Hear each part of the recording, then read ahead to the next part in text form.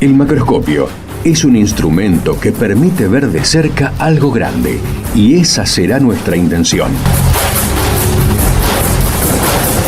Acercarnos desde las pequeñas historias personales y sus recorridos al sistema científico nacional. ¿Quiénes lo conforman? ¿Cómo llegaron allí? ¿Desde dónde partieron? ¿Qué obstáculos tuvieron que sortear? Son solo algunas de las preguntas que estaremos contestando en nuestro programa. Les invitamos a escuchar estas trayectorias y a sus protagonistas.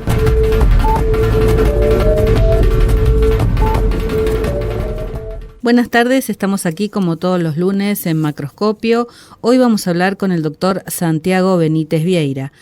Santiago es doctor en biología, es investigador de CONICET, se dedica a la ecología evolutiva, especialmente en fenotipos florales complejos de especies neotropicales de salvia, y trabaja en el INVIV, Instituto Multidisciplinario de Biología Vegetal en Córdoba. Buenas tardes, Santiago, bienvenido a Macroscopio. ¿Cómo estás? Hola, ¿qué tal? Qué bueno que estar con vos ahí charlando. Buenísimo. Santiago, a ver, contame un poquito cómo fue tu recorrido, digamos, cómo es que elegiste la biología, cuándo te interesó, por qué nació esa curiosidad, esa pasión por la disciplina. Creo que siempre me gustó desde chico.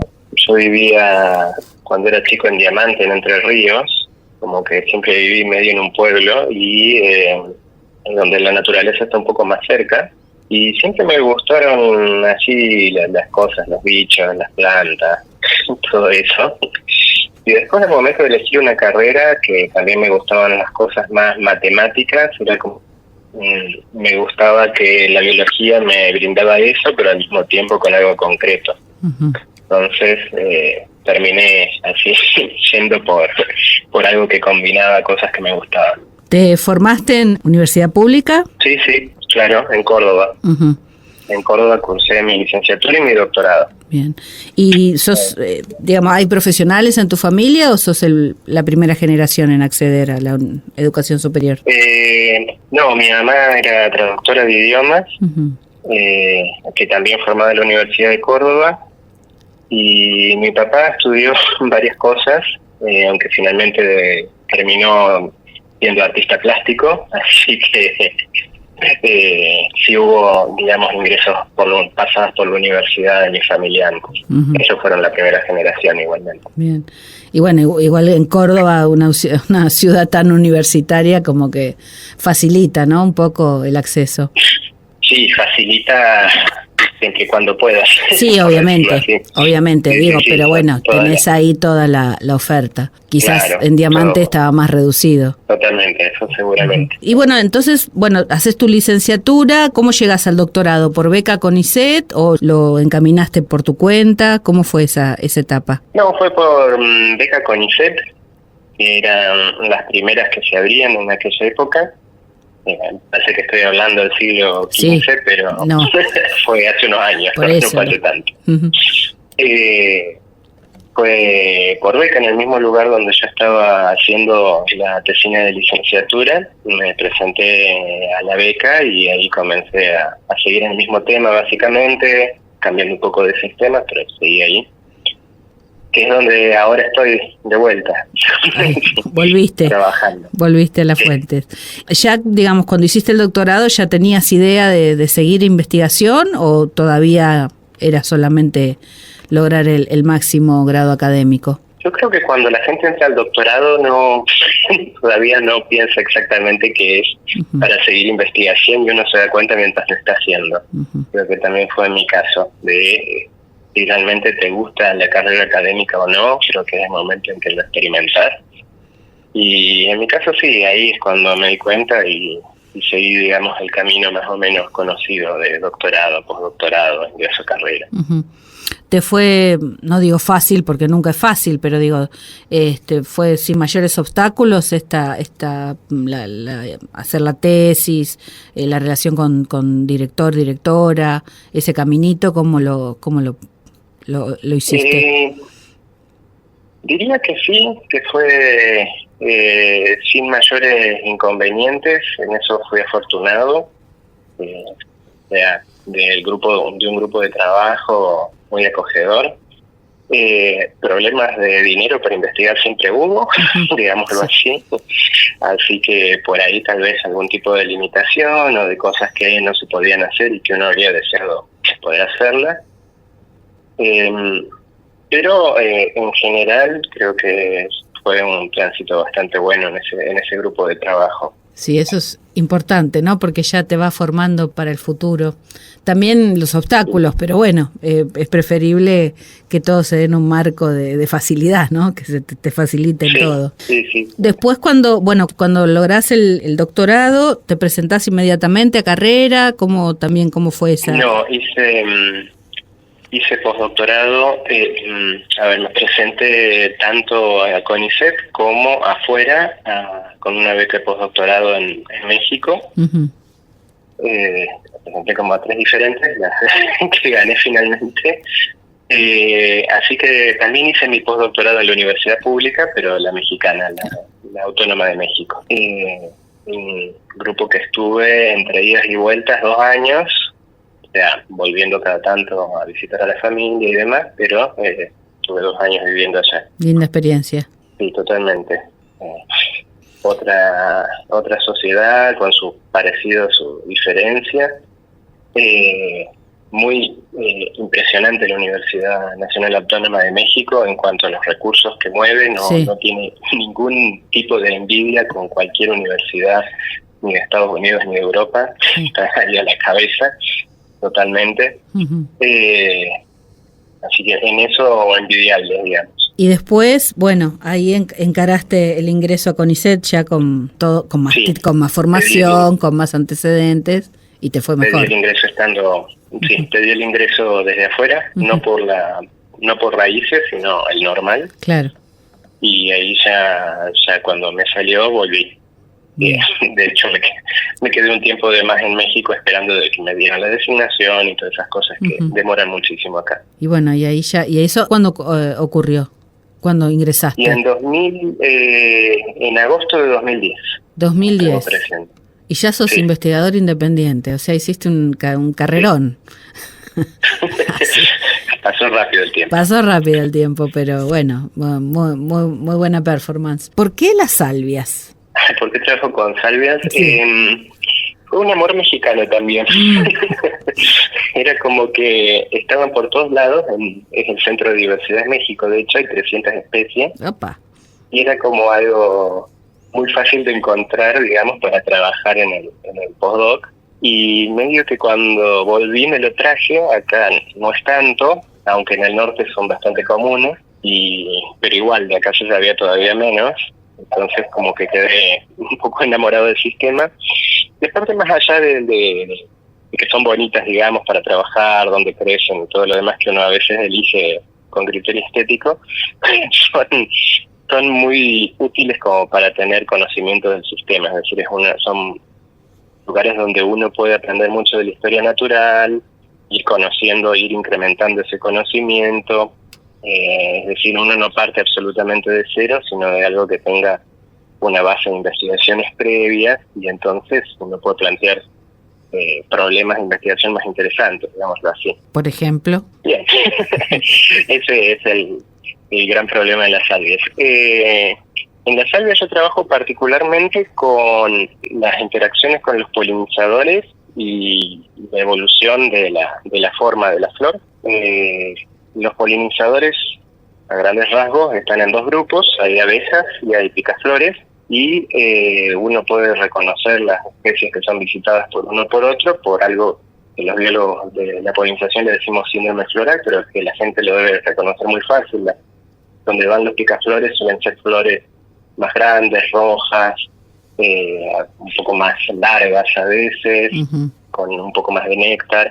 Bueno, todas esas diferencias contra las de abejas, que son más chiquitas, aparecieron infinidad de veces dentro de este grupo, de las especies neotropicales, y a veces aparecieron en cambios que suceden en muy poco tiempo. Entonces es un tema evolutivo muy, muy interesante. Sí. Básicamente es es la pregunta de investigación. Sí, bueno, tenemos acá algunas salvias nativas, hemos hablado de eso alguna vez, y bueno, para los que observamos esas cosas, notamos, ¿no? Bueno, los picaflores son uno de los vectores fundamentales en salvias, están siempre, se pelean incluso para llegar a las flores, y esas formas, incluso, bueno, en algunas familias como las orquidáceas, eso lo sabrás mejor que yo, hay flores que han tomado formas específicamente para atraer a sus polinizadores. No sé si en el caso de salvias también hay algo así en la evolución. Bien, eso es tremendamente interesante. Sí, es lo que te decía, de la forma, del tamaño. Uh-huh. Una cosa muy interesante es que si vos viste los picaflores, ellos comen en vuelo. Sí. En cambio, las abejas necesitan posarse. Uh-huh. Y eso, a diferencia, que parece muy chiquita, es re importante en cómo funciona, por decir así, la flor. Claro. Digamos, si no te fijas, es como que en las flores a las que van las abejas necesariamente tienen algún lugar donde se tiene que agarrar, porque si no, se resbalan y se caen, ¿no? Claro. Así que necesitan algún lugarcito para agarrarse. Y las de picaflor tienen como muchas otras formas, porque solamente mientras entre el pico del picaflor, ya con eso ya logran la polinización. Bien. Hacemos la primera pausa y seguimos hablando de flores. Macroscopio, la ciencia en su laberinto. Continuamos hablando con el doctor Santiago Benítez Vieira.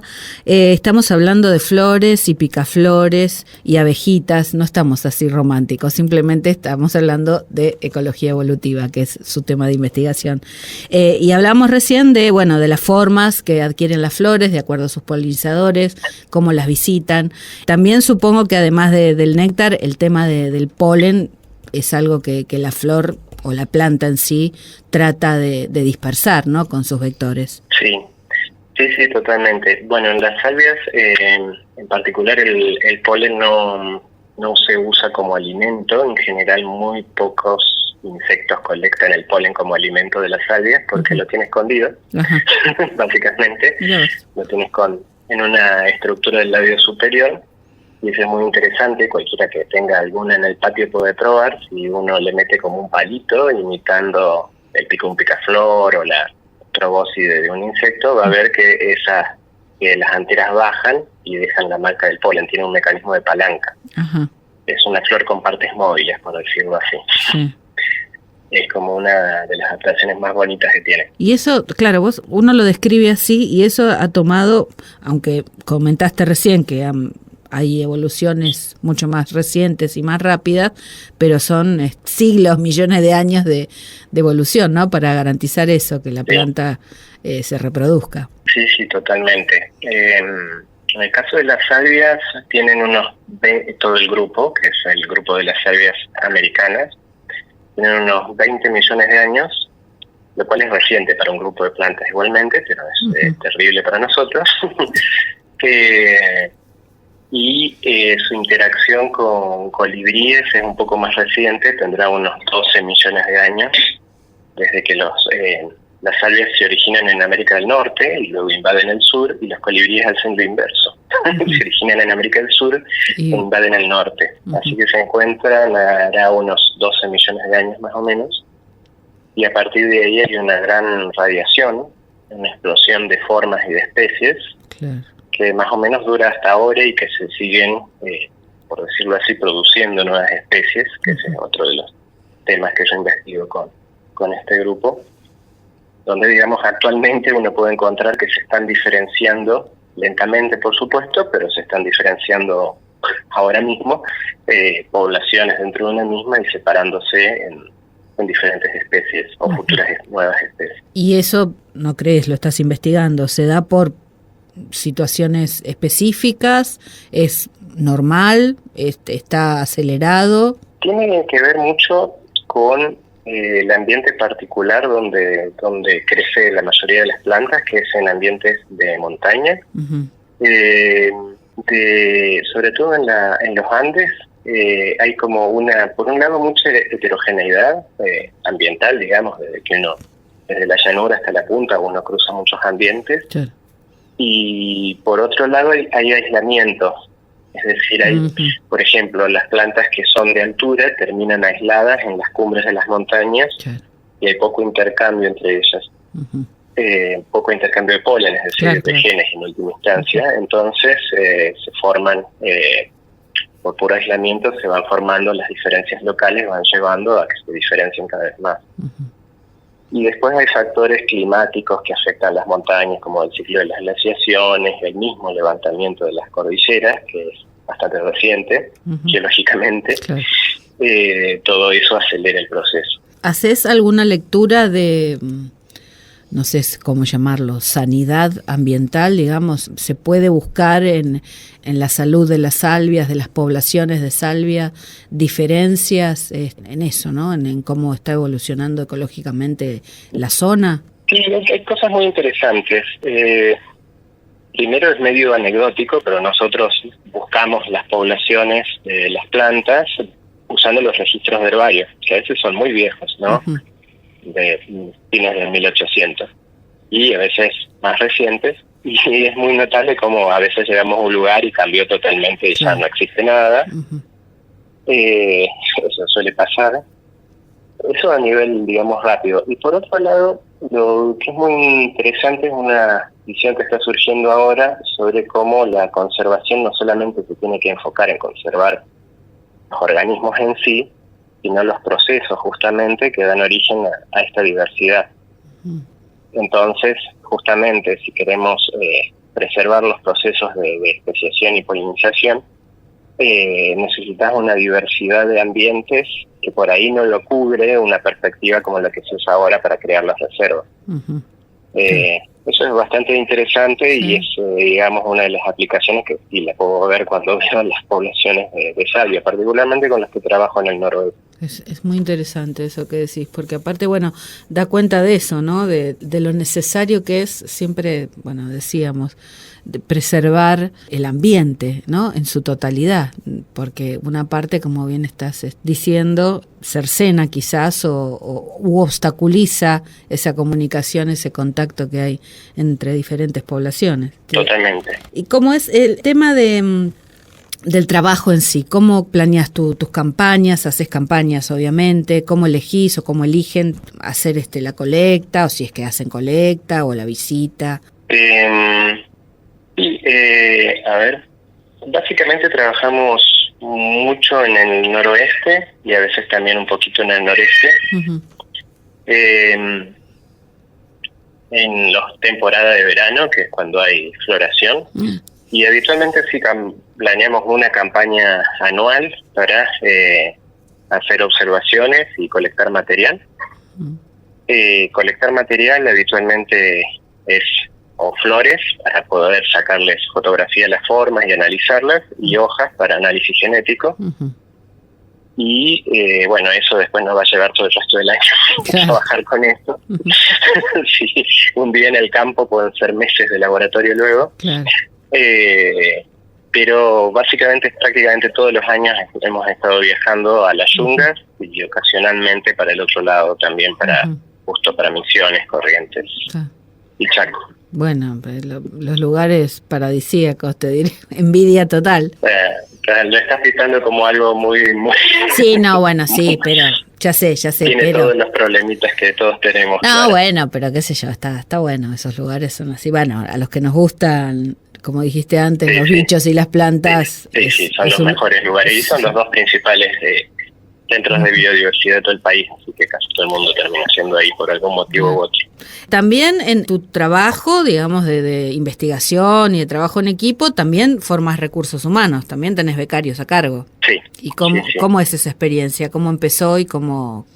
A ver, he sido codirector, director de un becario que ya se recibió, y en este momento tengo una becaria que está por recibirse de doctora, otro que le falta 1 año y unos y postdoctorados también he dirigido. O uno en estos momentos y otro que soy codirector. Y bueno, tesinas creo que perdí la cuenta, no sé cuántas, pero varias. Bien. A ver, quizá 8, algo así. No, es muy lindo. es muy lindo dirigir. También hay que tener en cuenta para la gente que está buscando lugar y todo lo demás, que es una relación sumamente estrecha, ¿no? Sí. Básicamente alguien con el que vas a pasar 5 años, más tiempo que con tu familia probablemente, y con todas las horas de trabajo y todo lo demás, y los viajes. Entonces tiene que ser una buena elección, tiene que ser realmente un lugar donde uno esté cómodo. Sí, eso es ideal. Sí, sí. Y en mi caso ha sido tratar de darles toda la libertad, por un lado, a mis estudiantes, y por otro lado señalarles cuáles son las oportunidades que tienen. Sí. Muchas veces queda después en ellos tomarlas o decidirse o seguir en un tema o en otro, pero siempre es eso, ¿no? Tratar de mostrarles todos los caminos posibles que tienen a partir de lo que hacen. Sí, la verdad que es, porque aparte, bueno, ya lo hemos hablado así con muchísimos entrevistados, la etapa del doctorado, el proceso de hacer la tesis y todo, es un proceso muy importante en la vida profesional. Y tener una guía realmente, un apoyo en la dirección de tu beca o de tu tesis, divide, ¿no? Divide agua, es fundamental. Hay malas experiencias que, bueno, por suerte los becarios o becarias han podido solucionar, pero a veces no, a veces las situaciones se ponen difíciles y es una pena, ¿no? Porque bueno, son jóvenes con muchísimas apetencias, con muchísimas inquietudes que a veces en el circuito de este sistema un tanto perverso se pierden un poco. Sí, totalmente. Hay un aspecto que es muy competitivo, que también en eso trato de explicar que la ciencia que le hace una sola persona es una mentira, sí. Y sin embargo te evalúan por eso. Sí. Pero finalmente yo lo que intento es eso, promover un poco la colaboración, porque esa es la realidad. La verdad es que uno después va a vivir colaborando con alguien, no muy raro la persona que escriba papers sola, que trabaje sola, que tome sus muestras sola, no sé. Claro. Primero que es casi imposible temporalmente, y segundo de que es la parte que sería aburridísimo, justamente. No, seguro, el producción colectiva del conocimiento, ¿no? Porque bueno, totalmente. Esto como vos decís, todos aportan algo, los investigadores, los becarios, los técnicos, el personal que está ahí ayudándote con la movilidad o con las muestras, después en el laboratorio, conservarlo, bueno, todas esas cosas son importantísimas para garantizar que salga después lo que tiene que salir. Hacemos otra pausa y volvemos en unos minutitos. Macroscopio. Investigar. ¿Para qué? Continuamos hablando con el doctor Santiago Benítez Vieira, un poquito contándonos sobre la formación de recursos humanos, cómo es su trabajo, cómo es hoy trabajar en CONICET, en ciencia y tecnología, con este lamentable ajuste y con estas nuevas políticas que hay para el Estado Nacional. Yo creo que lo que más está afectando, voy a decir algo quizá más inconveniente de lo que parece, pero es la falta de perspectiva. Porque está bien, siempre, como te dije, siempre hemos tenido fondos escasos, la verdad, comparado con cualquier país, básicamente, que tenga que financie la ciencia y la tecnología de una manera más o menos sistemática. Argentina siempre ha tenido un sistema muy grande, pero con bastante poco dinero, para muchísimas cosas. Es decir, ahora esa situación está peor, o sea, peor de ya estar poniendo dinero del bolsillo propio, ya no saber qué va a pasar, pero lo que yo veo más como consecuencia más desagradable es justamente la pérdida de perspectiva alguna en cómo seguir, básicamente. Cómo seguir en la gente que se está formando, qué perspectiva tiene de seguir en una carrera científica. Irse a otro lado, ingeniársela. Está bien de que se puede hacer, pero tampoco es lo óptimo, ¿no? Y tampoco es una decisión que se tome de liviano. Entonces, es una situación de mucha desesperanza y eso se ve también. Total. Cuánta energía se puede poner en un trabajo que no sabes si en 2 años va a seguir existiendo, básicamente. eso, o en menos tiempo, ya no sé. Sí, y se puede, como decías, o sea, es algo que se puede hacer, pero no es por decisión propia, ¿no? Porque quizás uno ya planteó, como recién explicabas, por eso me gusta hablar de todo el recorrido, cómo vos u otros, ¿no? Cuando ya estaban terminando la carrera, estaban perfilándose o en el doctorado, bueno, ahí ya con más herramientas, diciendo, bueno, quiero ingresar al sistema científico. Uno planifica una vida, no es que planifique, bueno, hoy voy a estar un año con la salvia, sí, después me voy a... No, o sea, planificás una vida dedicada a la investigación, a la formación de recursos, a la docencia. Digo, no es que, bueno, no importa, si no hay plata sigo o no, o hago otra cosa. Me parece que tiene la gravedad esa de no tener perspectiva, tiene esa gravedad que vos estás mencionando, ¿no? Sí, y además, incluso, como vos decís, es una vida. Cualquier planificación que nosotros hagamos son de 5 años. Claro. O sea, un doctorado dura eso, un postdoctorado dura 3. Una campaña de campo la tengo que planificar por lo menos con un año de anticipación, Claro. saber si voy a tener plata para hacerlo. Ese tipo de cosas, justamente la ciencia tiene tiempos que quizás son lentos para lo vertiginoso que es el ajuste que tenemos, básicamente. ¿Te ha afectado además en la incorporación de más estudiantes, más doctorandos, becarios al equipo, o nuevos investigadores que todavía no tienen el ingreso? Afortunadamente ingresó una investigadora a fines del año pasado. Y por suerte quedó con la beca de iniciación, que claro. es la que se da, sí, no me acuerdo, Postdoctoral extraordinaria, sí. Sí, esa es la postdoctoral extraordinaria, por suerte se lo otorgaron y ya está trabajando. Quién sabe cuándo la efectivizarán, claro, pero por lo menos tiene alguna estabilidad económica. Claro. Pero tuvo suerte porque hubo un montón de casos que estaban en la misma situación y por algún cambio administrativo de último momento quedaron esperando. Sí, eso también, ¿no? Es una situación también de incertidumbre, absolutamente injusta, ¿no? Porque siempre, como antes comentabas, los plazos para el alta de un ingreso llevaban sus meses, pero ahora no sabes si va a llevar unos meses o cuándo. ¿Y uno qué hace? Claro. Te quedás en el lo freezer. Más injusto es que tenían el alta otorgada, básicamente, claro, no el alta, sino la beca extraordinaria otorgada, y no sabían si se le iban a pagar. Claro. O no se la pagaron en algunos casos. Sí, Entonces, eso fue. Sí. Ese nivel de incertidumbre era terrible. Sí. Bueno, eso sumado, a los becarios también, que tardaron siglos en darles el resultado de sus becas, las promociones de ya investigadores y CPA, las de CPA todavía no están, sí, las de investigadores, que también hubo una carnicería. Hay colegas del laboratorio que la ganaron y que están, Sí, los que la ganaron, digamos, los que la aprobaron, no se efectiviza, y después hubo muchísimos rechazos. Yo realmente no recuerdo, en toda mi vida en CONICET, que ya son un montón, tantas promociones rechazadas. Así que evidentemente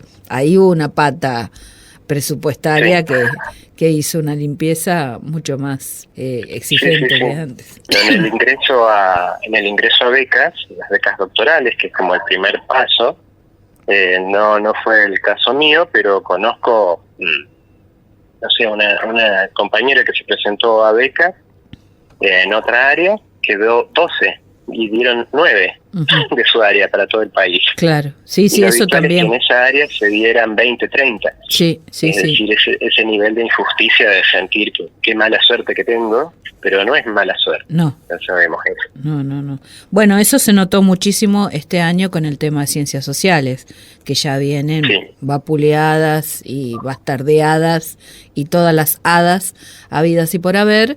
La concesión de becas para las diferentes disciplinas sociales fue miserable, la nada misma. ¿no? En algunas comisiones, encima que son como 6, 7 disciplinas, una beca. Es una pena porque, bueno, no solo por lo que implica, que es la destrucción realmente del sistema, sino porque además dificultan carreras de gente valiosa, ¿no? Que ha apostado a hacer esto, que no es menor, ¿no? Dedicarse a esto, con todo lo que implica.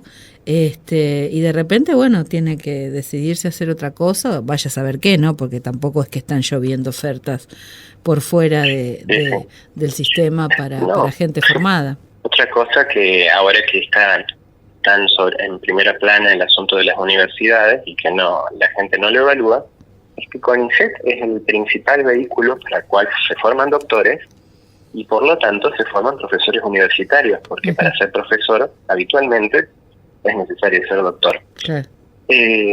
O sea, la inmensa mayoría está acompañado de un doctorado o salvo casos excepcionales, ¿no? Uh-huh.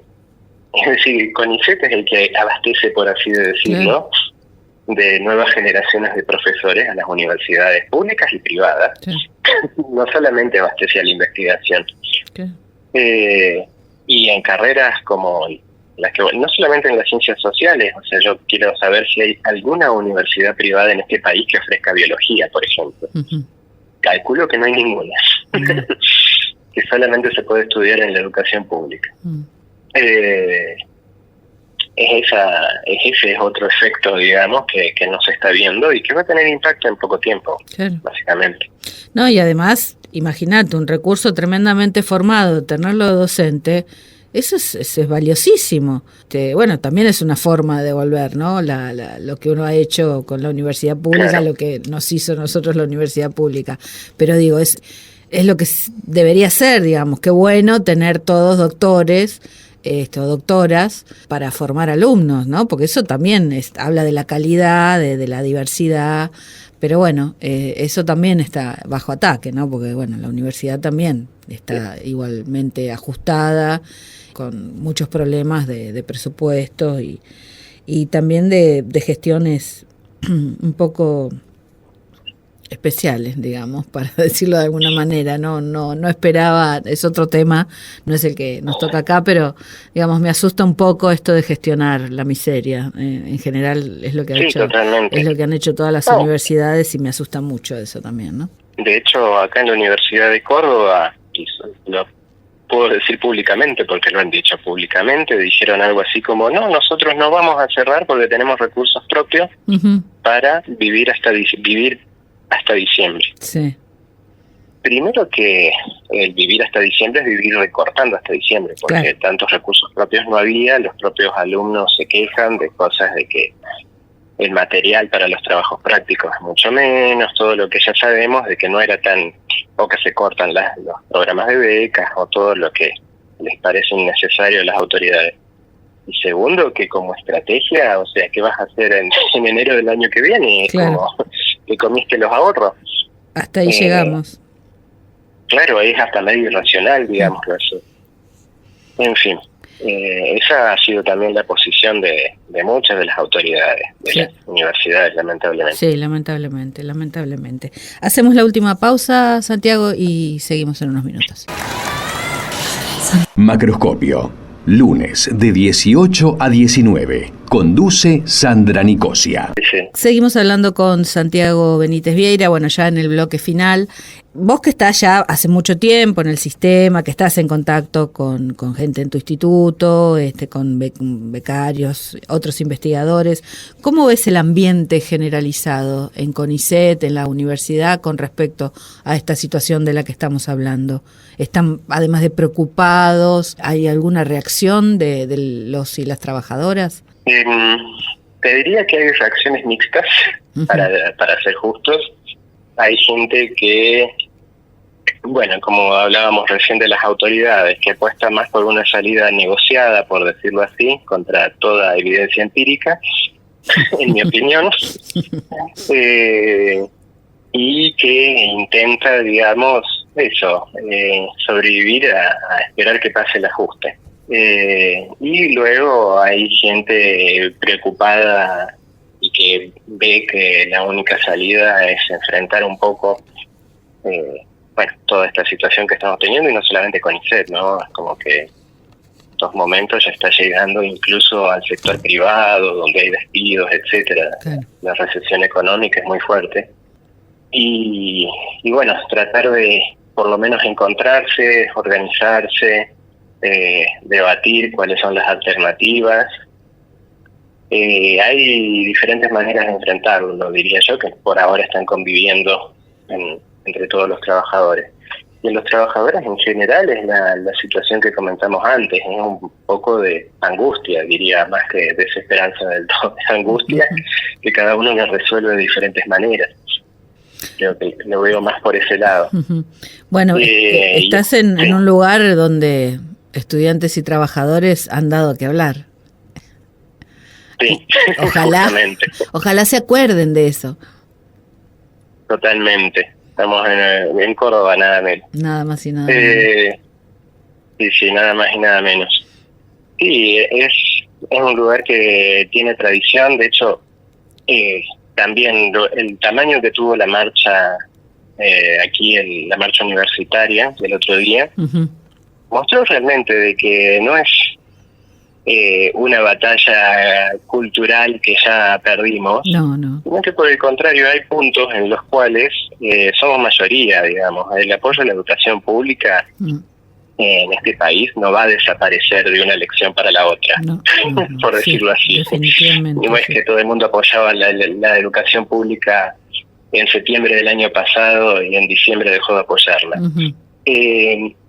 Así que realmente eso muestra de que hay elementos por los cuales se puede agruparse, luchar, organizarse, y que no es algo totalmente perdido. Y menos que menos, como lo decía acá, teniendo la tradición de Córdoba, ¿no? Sí. Donde de todas maneras en el resto del país a veces nos ponen el mote del lugar donde más gana la derecha, pero al mismo tiempo es donde están las marchas universitarias más grandes. Claro, está bien. Así que hablando de diversidad, tenemos los dos extremos. Y bueno, así como para terminar con tu tema, ¿cómo hablamos ya de esta falta de perspectiva, pero cómo planificás tu futuro inmediato? ¿Cómo se sostiene a fuerza de pasión y empuje esta ciencia y tecnología que llevas adelante? Sí, totalmente. Bueno, para el año que viene, así en un ataque como de demencia, estamos organizando el Congreso Latinoamericano de Evolución, que va a ser en Tucumán. Bien. Gracias también a la ayuda de las sociedades de evolución de otros países que también apuestan por esto. Y bueno, es como que en algunas cosas no se puede ceder, digamos. No vamos a ceder, a perder sueños, a perder esperanzas, a perder proyectos solamente por una coyuntura un poco delirante que estamos viviendo en este momento. ¿No? Y por otro lado, con todas las dificultades que implica tomar esa decisión, ¿no? Claro. En estos momentos yo no te puedo contar la cantidad de dinero que ya debo, porque no están andando, porque sencillamente el subsidio que tengo otorgado no está liberando dinero. Claro. Bueno, sí, eso es otra. Pero igualmente no voy a dejar de hacerlo mientras pueda. No, seguro. Es una especie de cabezadura mía, pero bueno. No, y aparte porque el tiempo que se pierde no es gratuito. O sea, el tiempo que se pierde después tiene su costo, como explicabas vos, ya sea en una campaña o en el trabajo en el laboratorio o en la formación de un recurso o escribir un paper, lo que sea. Todo eso se paga a largo plazo y además te achancha, aunque no sea un término muy académico, digamos, te obliga a tener un sedentarismo que vos no querés, digamos. Claro, es como si quisieran, a fuerza de decirnos ñoquis, quieren que seamos ñoquis. Exacto, convertirnos en eso, negativo. No lo vamos a hacer, no lo van a lograr. No. Bueno, Santiago, te agradezco muchísimo por todo este rato, por todo lo que contaste. Por supuesto, Macroscopio está abierto para publicitar el Congreso y todo lo que desees y necesiten. Y bueno, seguimos en contacto. Bueno, muchísimas gracias, muy buena la charla. Gracias.